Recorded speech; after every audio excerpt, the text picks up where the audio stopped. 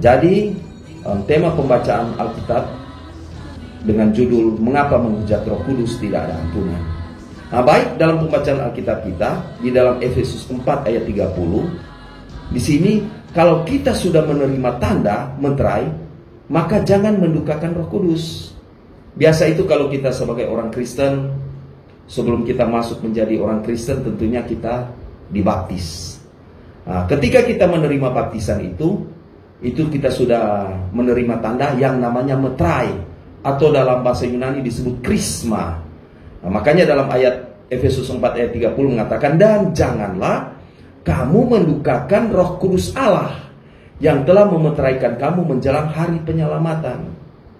Sebagai orang Kristen, hiduplah yang benar di mata Tuhan.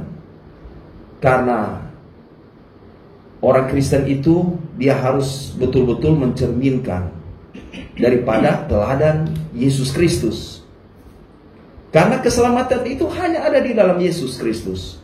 Di luar daripada Tuhan Yesus Kristus tidak akan ada keselamatan.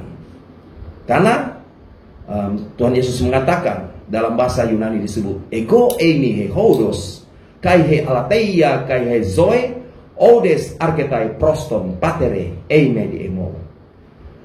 Artinya dalam bahasa Indonesia, akulah jalan kebenaran dan hidup. Tidak ada orang yang bisa sampai kepada Bapa tanpa melalui aku. Di luar Tuhan Yesus tidak akan ada keselamatan. Sebagai orang Kristen kita harus jaga mempertahankan keselamatan itu. Dan kita harus menghasilkan buah-buah yang baik, buah-buah pertobatan. Karena di dalam Tuhan Yesus keselamatan itu ada. Artinya kita harus berteosis, menyatu dengan Kristus Yesus. Kemudian di dalam Lukas 12 ayat 10 mengatakan, setiap orang yang mengatakan sesuatu melawan anak manusia, ia akan diampuni. Tetapi barang siapa menghujat Roh Kudus, ia tidak akan diampuni. Mengapa menghujat Roh Kudus tidak ada ampunan? Karena apa? Waktu Yesus masih hidup di dunia, ketika orang menghujat dia, ketika orang menghina dia, ketika orang memfitnah dia, Tuhan Yesus Maha Pengampun. Bahkan apa? Tuhan Yesus tidak membalas. Ketika Tuhan Yesus sebelum dia mencapai kayu salib, dia diadili. Ketika diadili, dia dipukul. Sampai apa? Sampai orang mengkoyakkan bajunya, diludahi, ditampar mukanya. Apa? Dia tidak membalas. Tetapi di sini dikatakan, tetapi barang siapa menghujat Roh Kudus, dia tidak akan diampuni. Di sini ketika kita sudah melakukan dosa, cara satu-satunya adalah pengakuan dosa. Tetapi jangan murtad lagi, sebab jika demikian berarti kita sudah menghujat Roh Kudus.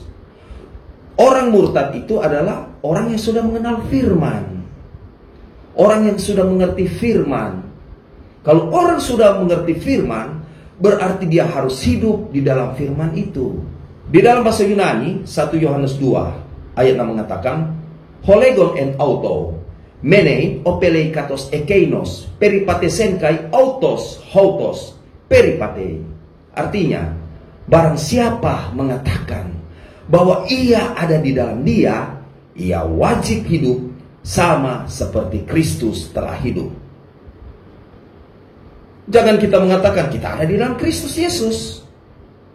Jangan kita mengatakan, oh kita sudah selamat sebagai orang Kristen, karena saya sudah dibaptis, saya sudah menerima Yesus sebagai Tuhan. Tunggu, belum cukup.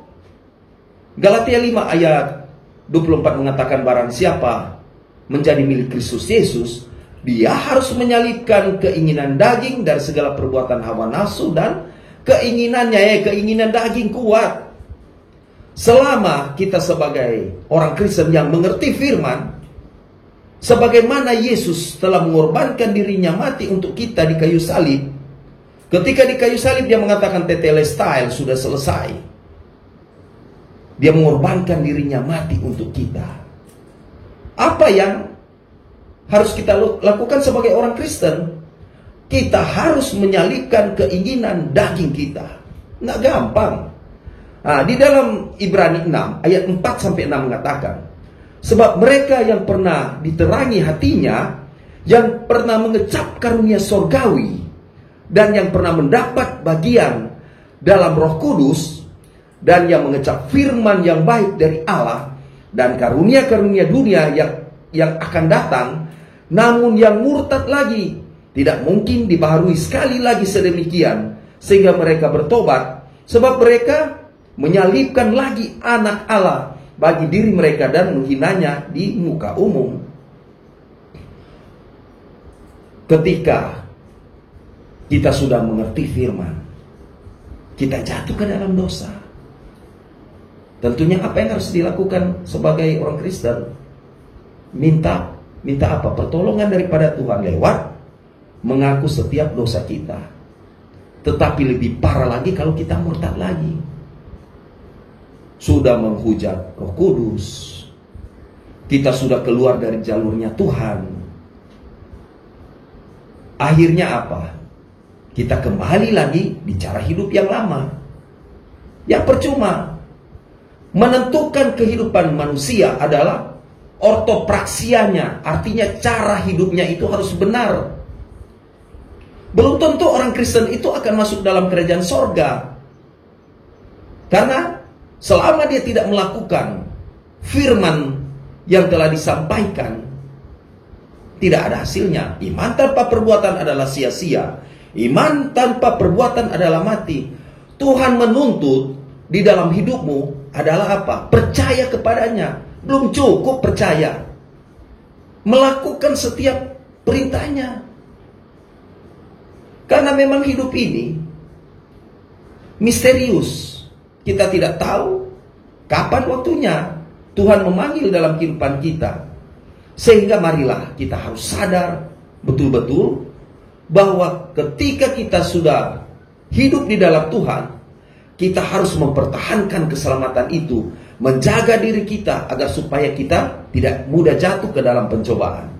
Nah, di sini Roh Kudus dapat menyerang balik ketika kita mendukakan Roh Kudus. Ingat, orang yang sudah mengenal firman, orang bukan nanti pintar berbicara di depan umum, bukan pintar menyampaikan firman, bukan pintar orang bilang ahli ibadah, tetapi ortopraksiamu tidak benar, percuma cara hidupmu tidak benar.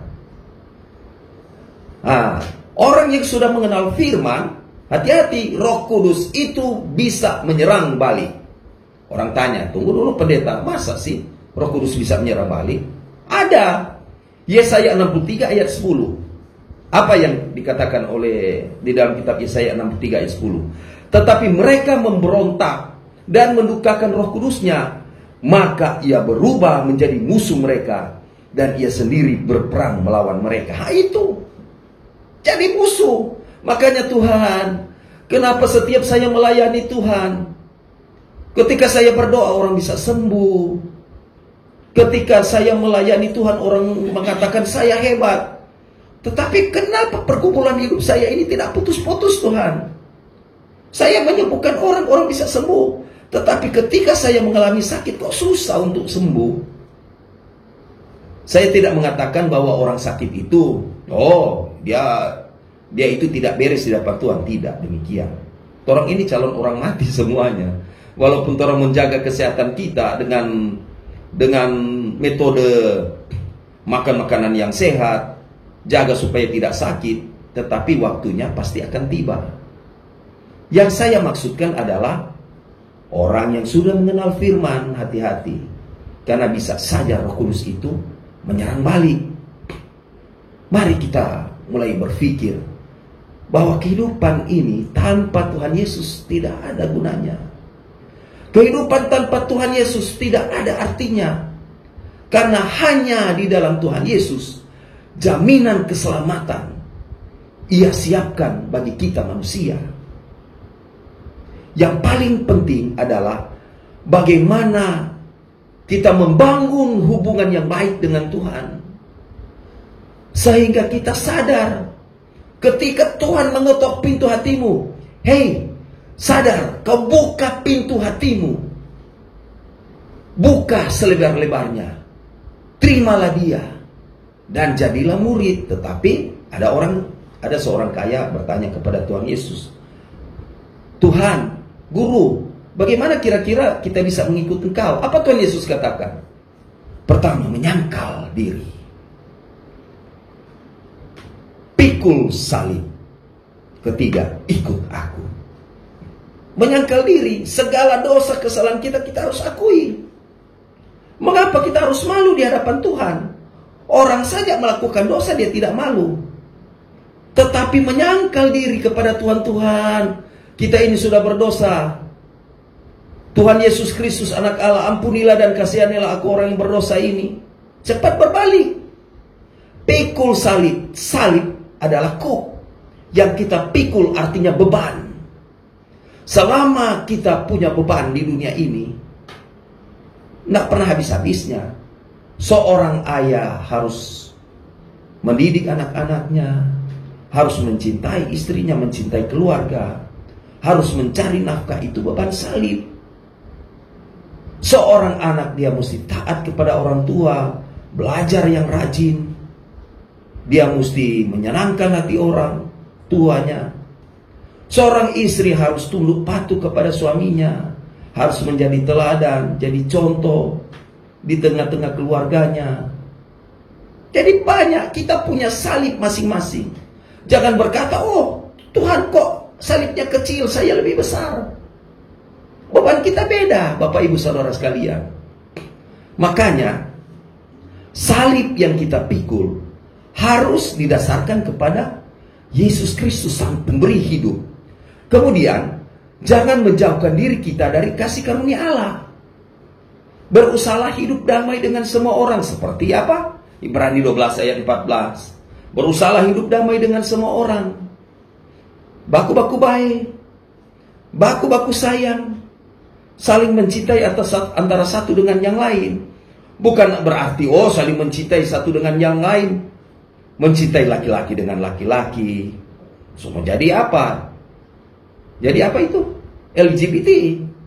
Perempuan dengan perempuan, hubungan yang tidak wajar. Perbedaan itu indah. Siapa bilang tidak indah? Indah.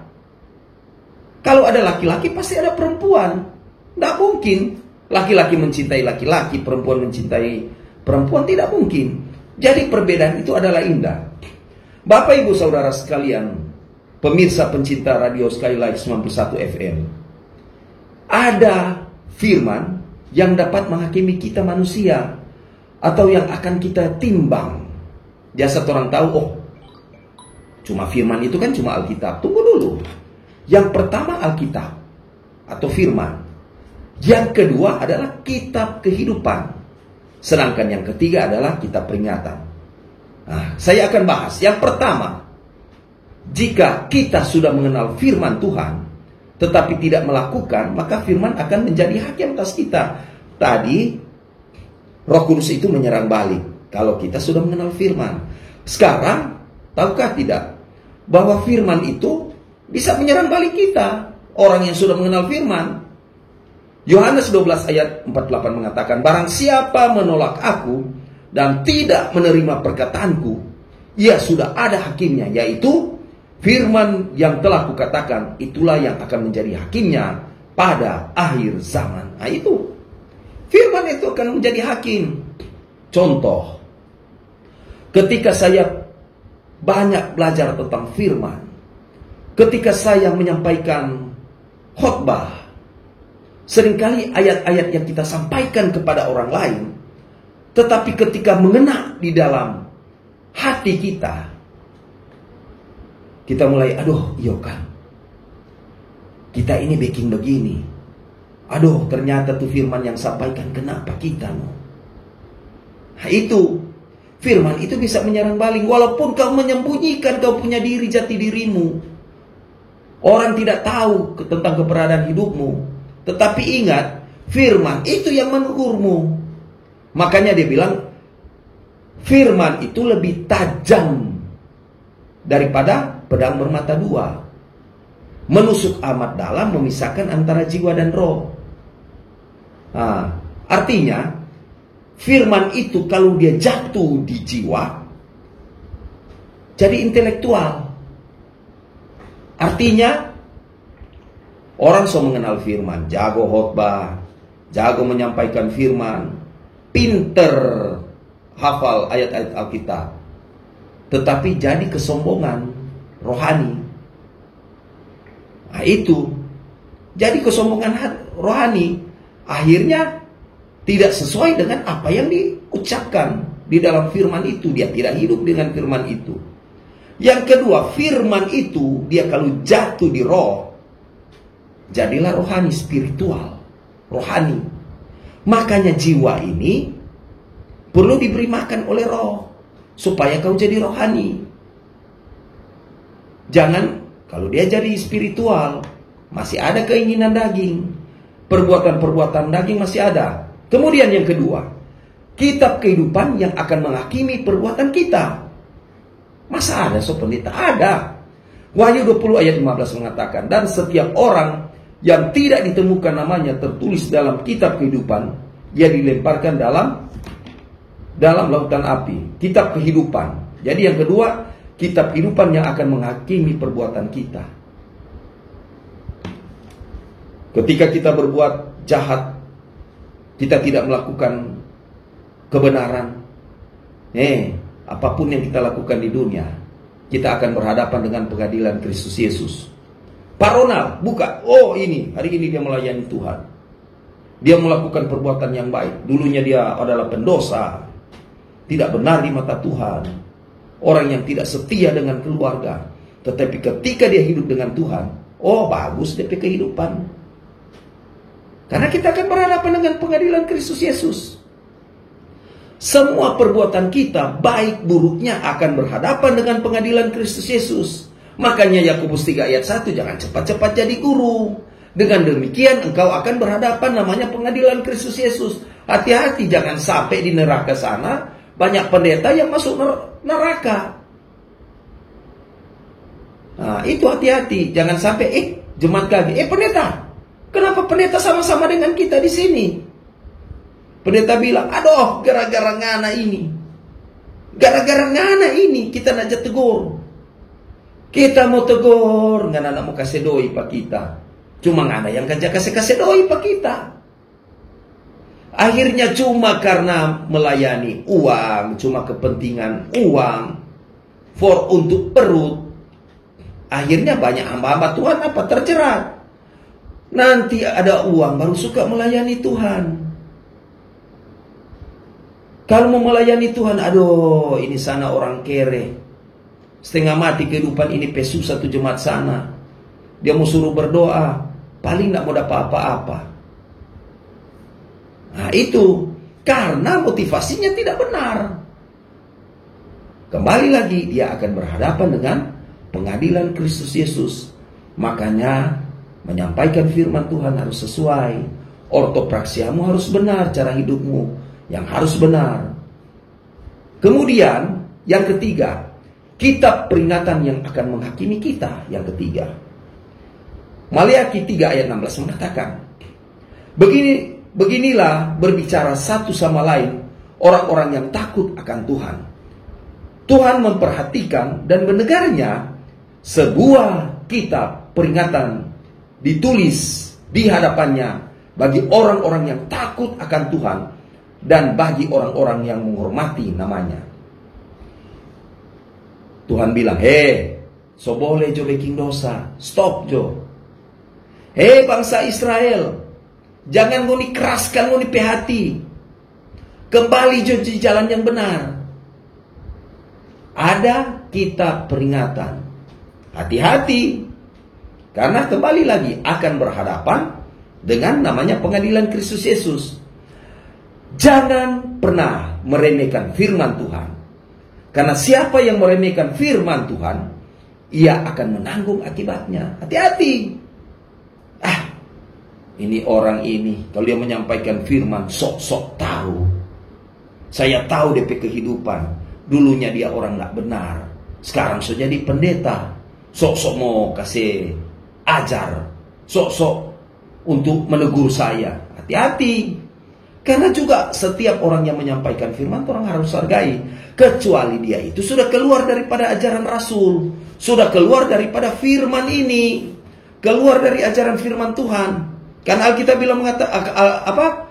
Alkitab mengatakan, awasilah dirimu sendiri, awasilah ajaranmu, dengan demikian engkau menyelamatkan dirimu dan orang yang kau ajarkan. Kita boleh menghindar ketika orang itu sudah keluar dari jalurnya firman. Apa 1 Korintus 15 ayat 33? Pergaulan yang buruk merusak kebiasaan yang baik. Jadi kalau ada orang buruk, orang yang membawa ajaran yang tidak benar, ya jauhilah dia. Kembali lagi, jangan pernah meremehkan firman. Amsal 13 ayat 13 mengatakan, siapa meremehkan firman, ia akan menanggung akibatnya. Tetapi siapa taat kepada perintah, akan menerima balasan. Hati-hati. So kenal firman. Hati-hati hai orang Kristen yang sudah mengenal firman. Hiduplah menurut firman Tuhan. Coba kita lihat sekarang ini. Terjadi perang di mana-mana. Perang antara Israel dengan Palestina. Ada orang bilang, oh perang antara Israel dengan Palestina itu menyangkut agama. Bukan. Coba kalau kita lihat di Palestina. Di Palestina bukan cuma Islam, ada Kristen juga. Begitu juga di Israel. Oh, di sana banyak Kristen. Iya, tapi ada Islam juga. Ini sudah dicatat di dalam firman Tuhan. Sebelum terjadi penggenapan firman, akan terjadi tanda-tanda akhir zaman. Salah satunya, murid Yesus datang, ya Rabi ya Guru, kira-kira bagaimana tanda kedatanganmu? Engkau akan apa? Engkau akan mendengar deru perang di mana-mana. Bangsa akan melawan bangsa, kerajaan akan melawan kerajaan, kasih akan menjadi tawar. Sudah terjadi. Hati-hati, Tuhan Yesus mengatakan, tetelestai sudah selesai. Kalau dunia ini kalau sudah selesai bagaimana? Sebagaimana Tuhan Yesus naik ke surga di Yerusalem, begitu juga dia akan datang kedua kali, turun di Yerusalem menjemput kita, asalkan kita hidup di dalam Tuhan, menyatu dengan Kristus Yesus, berteosis. Kalau kita tidak hidup di dalam Tuhan, aduh kasihan, bikin apa setengah mati, ada belajar teologi ya, so S1, so S2, so profesor anti bocor, mana ada. Tidak ada makna firman di dalam hidupnya. Tidak adalah makna yang menjadi buah, menghasilkan buah-buah yang baik. Orang Kristen mesti jadi contoh, walaupun mungkin ini beda agama. Tentunya kasih tunjuk sifat yang baik, perilaku yang baik, akhlak yang baik, sehingga orang bilang, aduh luar biasa orang Kristen. Ternyata orang Kristen ini selain ajarannya benar, tetapi ortopraksianya itu juga mantap. Nah, itu lebih baik. Allah yang akan menimbang setiap perbuatan kita di hadapannya. Ayub 31 ayat 6 mengatakan, biarlah aku ditimbang di atas neraca yang teliti, maka Allah akan mengetahui bahwa aku tidak bersalah. Timbangan jangan sampai, aduh, hidup di dunia rajin ibadah, ternyata itu dosa itu lebih berat. Pendeta apa begitu? No. Kalau orang pedosa itu so melayani Tuhan, ini boleh orang ada kelebihan. Dia mulai sakit hati, mulai iri hati. Sudah melayani Tuhan, tidak pernah ada sifat sombong itu hilang. Karena sombong itu adalah perbuatan yang dibenci oleh Tuhan. Makanya hidup yang benar. Lihat dulu kita punya diri. Nah, kemudian sebab kita kembali lagi akan berhadapan yang namanya tahta pengadilan Kristus untuk dihakimi sesuai dengan perbuatan kita, baik atau jahat. 2 Korintus 5 ayat 10 mengatakan demikian. Sebab kita semua harus menghadap tahta pengadilan Kristus, supaya setiap orang memperoleh apa yang patut diterimanya sesuai dengan yang dilakukannya dalam hidupnya ini, baik atau jahat. Nah, itu sudah jelas. Karena mau bikin baik, tetap ditimbang. Kau mau bikin buruk, tetap ditimbang. Surga neraka tidak perlu kita cari jauh-jauh. Oh, surga ada di sana, neraka di sana. Tak perlu jauh-jauh. Coba tanya Pak orang ketika dia bikin kejahatan, aduh neraka kita ini. Orang sudah tahu kebenaran. Coba masalahnya orang mau coba, ada orang yang tidak sadar-sadar. Orang itu tidak membuka diri, akhirnya kembali, dia murtad. Akhirnya sesuai dengan tema kita. Apa? Mendukakan Roh Kudus. Dari mendukakan jadi menghujat Roh Kudus. Dosa itu tidak bisa diampuni. Sebagai orang Kristen, mari kita mesti banyak belajar firman. Jadilah pelaku firman. Selalu taat dan setia di dalam melayani Tuhan Yesus. Semoga kita semua senantiasa diberkati oleh Tuhan. Saya tutup Yohanes 3 ayat 30. Biarlah dia semakin besar, kita semakin kecil. Biarlah dia semakin bertambah-tambah, kita semakin berkurang-kurang. Galatia 2 ayat 20 mengatakan, namun aku hidup, tetapi bukan aku sendiri yang hidup, melainkan Kristus yang hidup di dalam aku. Shalom Aleichem.